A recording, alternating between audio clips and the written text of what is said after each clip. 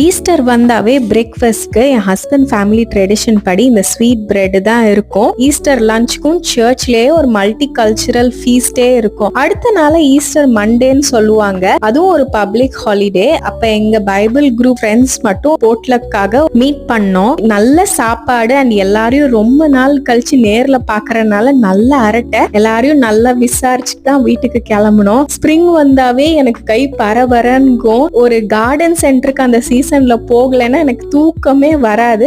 இன்னைக்கு இருந்த எக்ஸ்கியூஸ் கொஞ்சம் சீட்ஸ் வாங்கணும். அதனால வீட்டுக்கு போற வழியில ஒரு குட்டி கிராமத்துல இருந்த கடைக்கு போயிருந்தோமா. அங்க எம்ப்ளாயீஸ் அவ்வளோ ஃப்ரெண்ட்லியா இருந்தாங்க. பாப்பா தூங்குறத பத்தி விசாரிச்சுட்டு இருந்தாங்க. என்னடா வாங்க வந்த சீட்ஸ் இவ்வளோ விலையா இருக்கு, பேசாம நான் ஒரு செடியே வாங்கிருவேன்னு ஸ்நாக் கியூக்கம்பர் செடி எடுத்துட்டு திரும்பினா ரொம்ப நாளா தேடிட்டு இருந்த ஜாதி மல்லி மாதிரி ஒரு செடி அதுவும் இருந்தது. தூக்கடா அந்த தங்கத்தை தூக்கிட்டு அவங்க எங்களை துரத்துறதுக்கு முன்னாடி நாங்களே கிளம்பிட்டோம்.